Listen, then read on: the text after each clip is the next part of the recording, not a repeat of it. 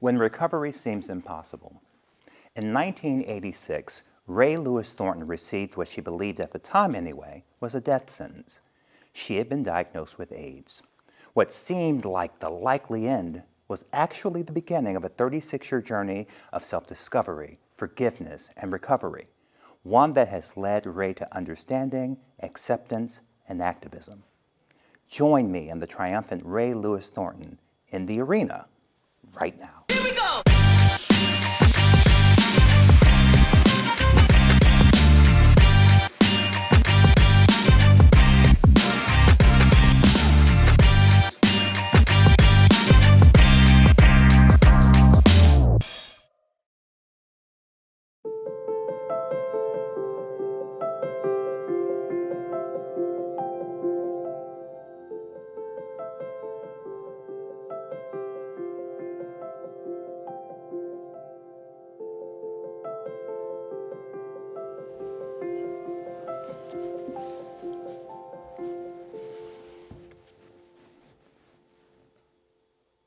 Rae, I have been looking forward to this from the moment I saw your story and was reminded of how you had already come into my life back in '94 on the cover of Essence. When I was this little recent graduate in this emerging world of HIV and AIDS, is it a white gay man's disease, who is it impacting? And then in our community, we saw that cover of Essence. So I remember when you and I had our pre-interview, I just finished reading your book the night before. And I apologized because I think my first words to you were, you owe me back 8 hours of sleep, because when I finished this, and I keep saying heartbreakingly triumphant. And I think I said to you during the conversation, if I root for anybody's happy ending, it's yours. I mean, and we'll walk through it, but you have been fighting from birth. So, and I'm going to give the warning you gave to me in the book, which was the correct one. Again, there may be triggers in this section for some of you.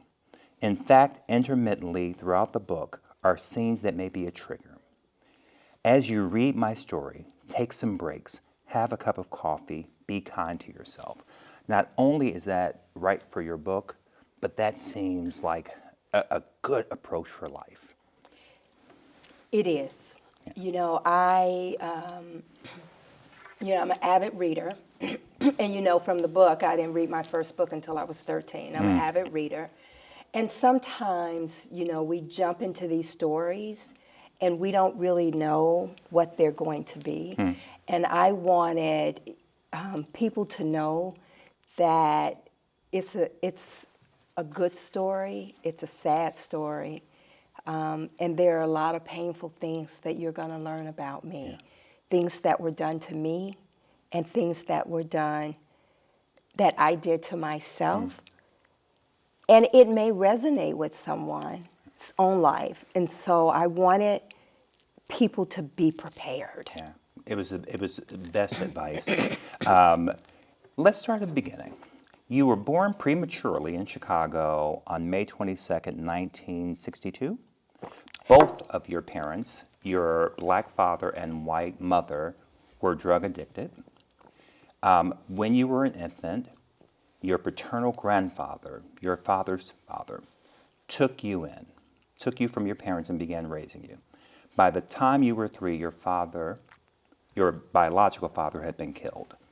Tell me about Mama. Mama is the woman who you speak to as your mother. She played that role. She's the lead character. Yes, Mama. In my book. Mama is prominent.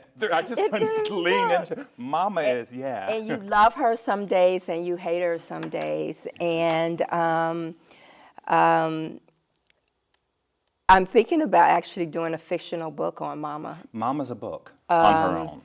Okay, so let me just correct you for a moment. I was born in Buffalo, New York. Ah, okay. And my parents were both heroin addicts. The way my mother put it was, and I didn't meet my mother until I was 18,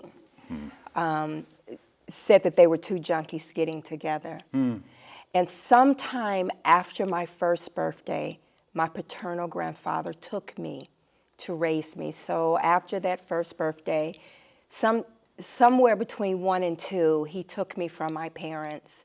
My father was shot in the back of his head by his first cousin. It was an accidental shooting. And I learned the details through the research because I had always been told one story. And I learned the truth.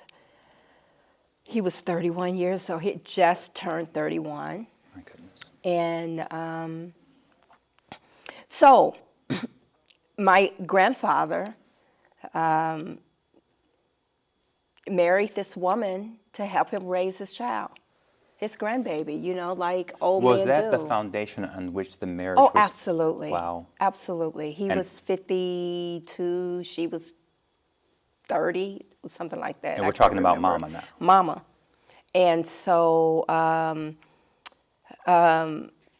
he died when I was 6 years old. And no one wanted me. Well, not quite true, I found out. But Mama told me every day, nobody wanted your little white ass.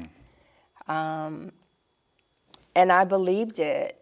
And you'll meet my Aunt Lula Mae in the book. She's my grandmother's mother. My grandmother died early in her life.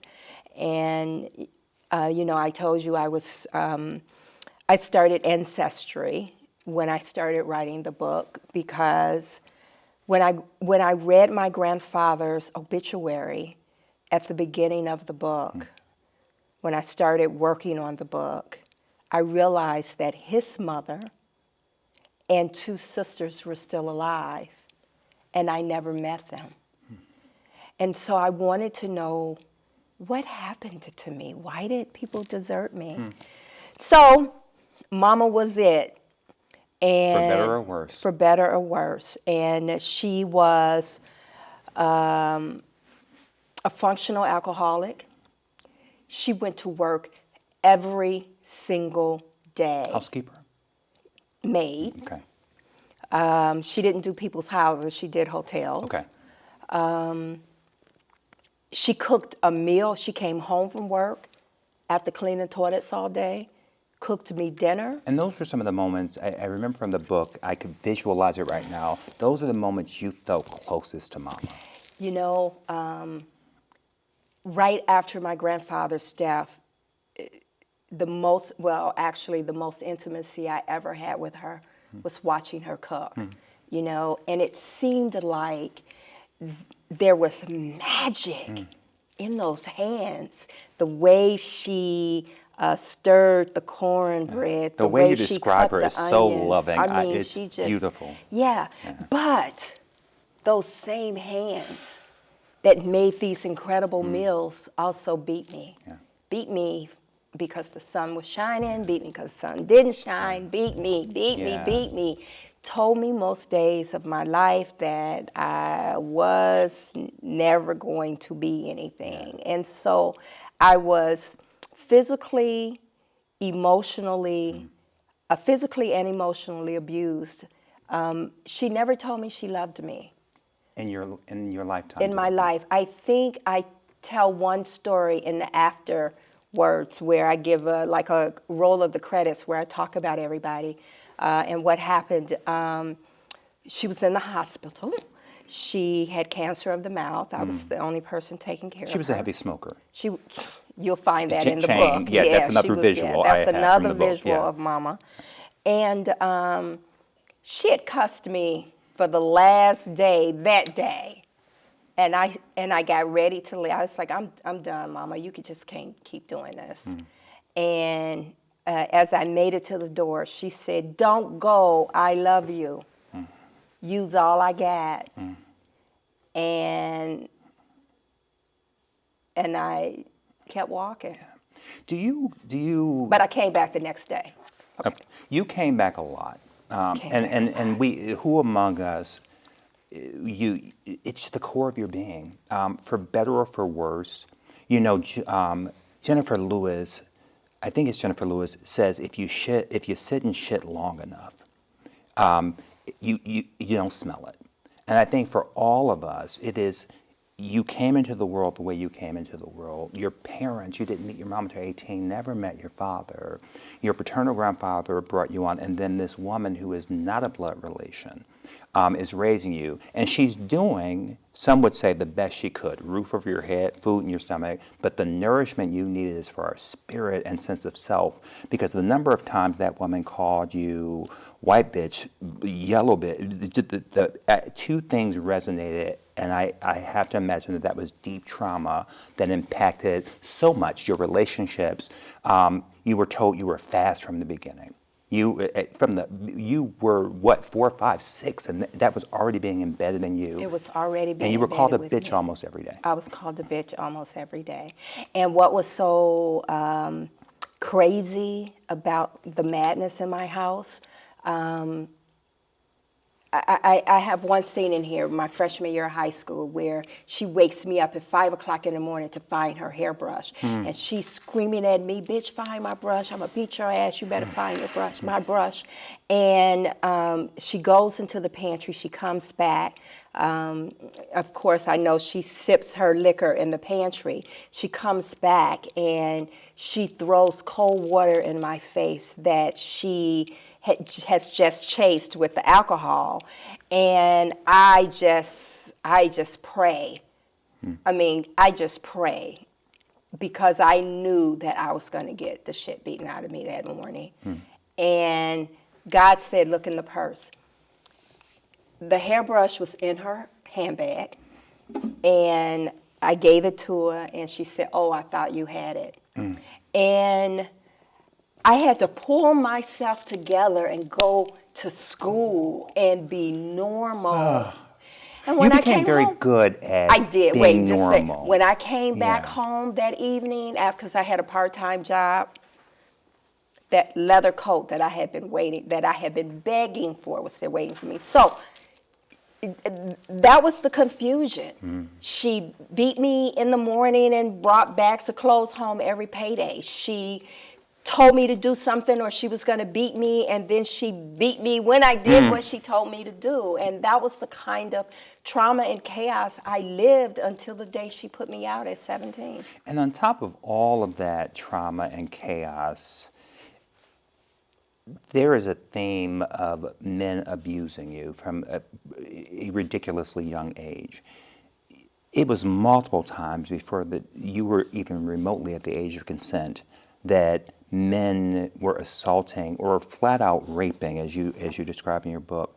How talk about your faith and whatever got you through the combination of mama and just being violated. It felt like you were being violated at every corner of your life. There was no safe space. You know what? I talk about this in the book, how I had been told that I was fast so much.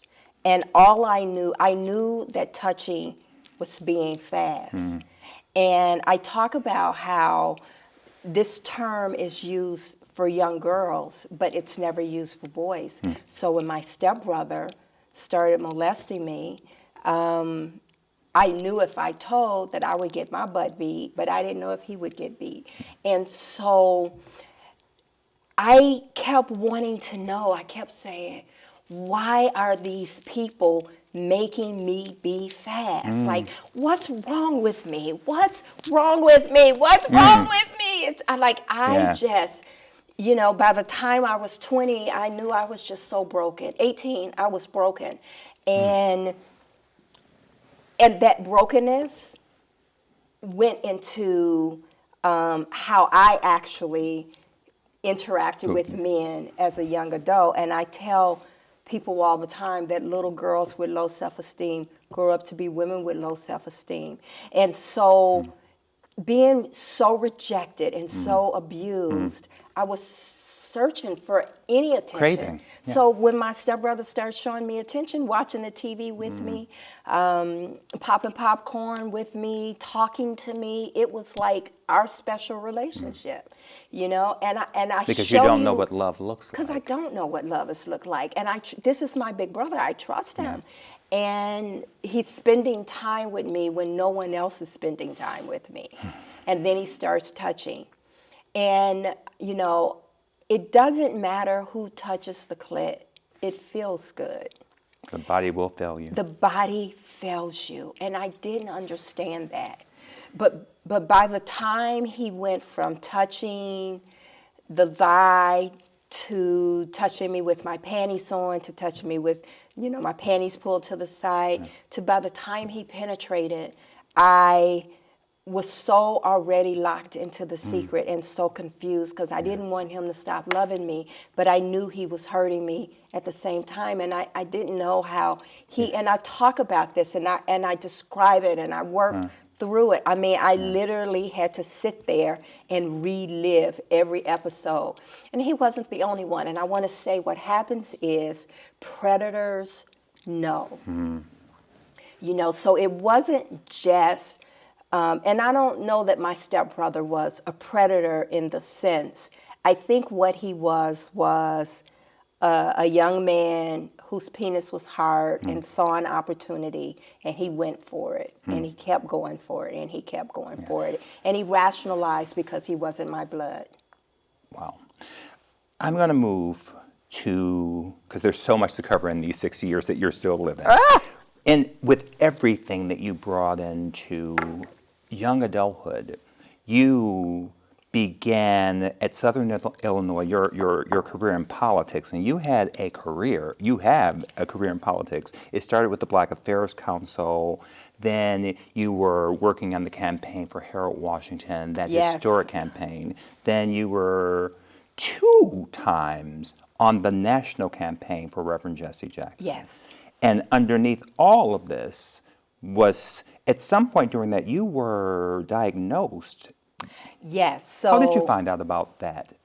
Okay. So I organized students to work on Election Day, 7 busloads of students from SIU to come to Chicago on Election Day for Harold Washington. And long and short of it, I got put in leadership position. All the students were at push. And at the end of the day, Reverend Tyrone Crider, who's deceased now, said, hey, I want to give you an internship. And he gave me an internship, and I came. And I knew that I didn't have a name for what I was doing, but I believed that this was my calling. And to tell you how the circle of life fits in, I had heard Reverend Jackson preach a Sunday sermon at my church in Evanston when I was 14. And he talked about Jesus Christ as a suffering servant. And I thought, God has a purpose for my life. I just didn't know what it was. And, here I am at Operation Push as an intern.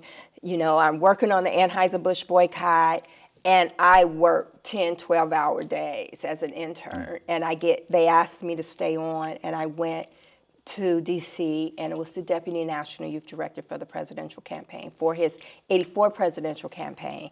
Went back to school, came back to D.C. to get my career as a political organizer going. I had a dream, set for me. And I just gotten my life on target. I had my own apartment. I was being healthy. And then I get diagnosed with HIV. And how did you find out? I donated blood, and the Red Cross told me I was infected. In fact, I organized the blood drive because there had been an Amtrak accident in Northern Virginia, and there had been deaths, and there had been news reports of how people were afraid to donate blood because of HIV. And I thought, how absurd. And I organized this blood drive, and what I thought was a thank you letter was a letter telling me that something was wrong. At 24? At 24. When you finally believed you were getting my your life chance. Together. I was living healthy. Because, you'll get through that period from 17 to 22. You go woo! You thank goodness for it. There's no social media or pictures. Ooh, Jesus. Yes. So you thought, and you were having an amazing experience that you had to claw your way to. This wasn't handed to you. No, I had to claw my way. I worked hard. And so I came back to Chicago in '88. to work on as the National Youth Director for Jesse Jackson's presidential campaign. I organized students across the country for the campaign. I'm very proud of. I talk about both campaigns and what they meant for me and what they meant for America, because Reverend Jackson has been locked out of history in a lot of ways. But anyway, and I come back with HIV, and so I'm working on the campaign. I'm living in secret. Dual lives. I'm reading your book, and you are out there every day, the star, shiny, well-dressed, put together, and you are taking, for anyone who knows, the original drug was ACT, which was just toxin in a pill. Days I couldn't hold my body up. Yeah. And yet you worked national campaigns. I worked national campaigns, and I took that medicine, and it still didn't stop me from transitioning to AIDS. I transitioned to AIDS, and I was still working. I was still doing, the work, because I believe God had a plan for my life, and enriching the lives of our people was what I was going to do. I'm going to tell you something, Rae. I knew this was going to happen. We have barely scratched the surface of your incredible life. I knew as we were going to sit here and start these conversations, I wanted to set the pace with someone like you sitting in this chair. I'm going to ask you right now, and I'm going to do it on the air so you have no choice. I need you to come back and continue the conversation. Absolutely. Good. Absolutely. Perfect. Stay right there. We'll be right back with 3 for the Road.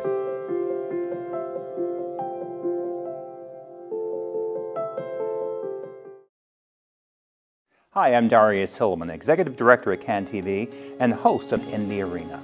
Honest, thoughtful, and compelling conversations with a decidedly Chicago flavor. In the Arena will spotlight the people who may or may not be well known, but absolutely are well worth knowing. Sitting with me in the arena, I'll challenge and support each guest as they share fearlessly who and why they are, as well as unpack key successes and mistakes and lessons learned from either. Join the conversation Tuesday at 7 p.m. on CAN TV Cable Channel 19 and streaming on cantv.org and the CAN TV Plus app. Experience the power of community television.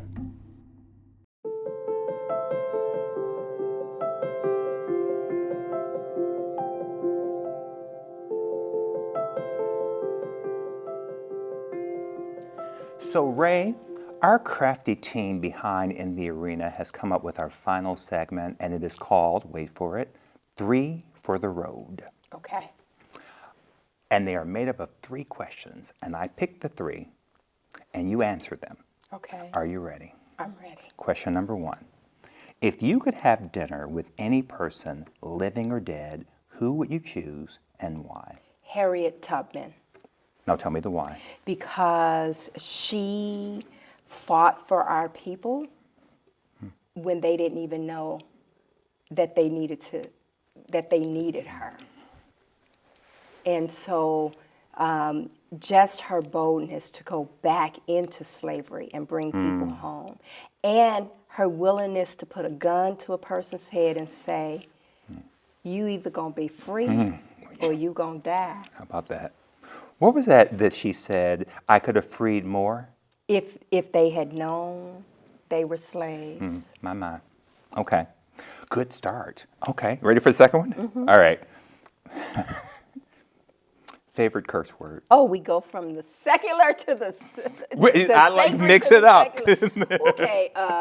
It's a tie between fuck and bitch. Okay. Okay. Okay. All right. And people say I cuss too much. I cuss like a sailor. No. Yes. I find that important. That would be lying. You're passionate. I got kicked out of my sorority because I said that the executive director was talking to me like a bitch on the street on Twitter. Okay, I've heard. Okay. I'm going to move on. Okay. Final question. One piece of advice 60-year-old Rae would have given her 21-year-old self.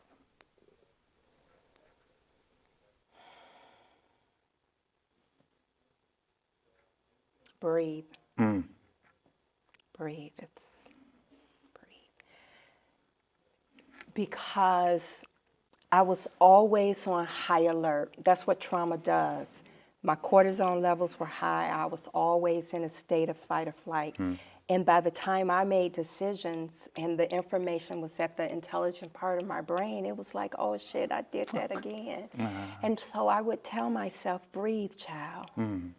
Just Breathe. calm down, breathe. Rae Lewis, I am just mesmerized by talking with you. Your life really is the absolute title of this episode, and that is Triumph Over Trauma. You have done amazing things despite the odds, maybe sometimes because of it. I think we all have a purpose in the journey. Absolutely. Yeah. Rae and I are going to continue our conversation. Thank you. Let me start You're there. welcome. Thank you for having me. Rae, thank you. My sincere thanks to Rae Lewis-Thornton for agreeing to be my very first guest tonight. And thank you, Chicago and beyond, for joining me in the arena tonight. Rae and I are going to continue this conversation on In the Arena Extra. It's a conversation you can find exclusively on our newly redesigned website at cantv.org. Let me leave you with one final thought for the road. In times such as these, grace is one of the best gifts you can give to yourself and to each other. Until next week, take good care of yourself, Chicago.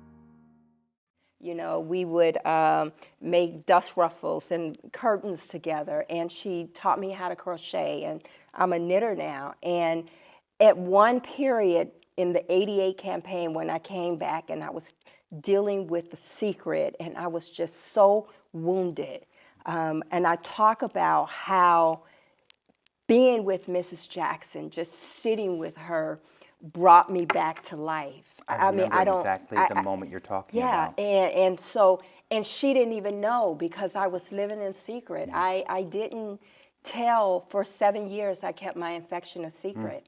And I even remember the day I had transitioned to AIDS, and I knew I had to tell, and so I told Reverend first, and we were standing in the kitchen, and I said, Reverend, I got something serious to tell you. He said, you're pregnant? I was like, no, I wish. And I told him, I said, I have AIDS. And he said, you mean HIV? And I was like, no, I have AIDS. And, you know, because in his mind, AIDS was dying. And he just said, stop. He said, Rae, I loved you before AIDS. I loved you with AIDS. We prayed. And he said, does Jackie know? And we went into the dining room together and told Mrs. J.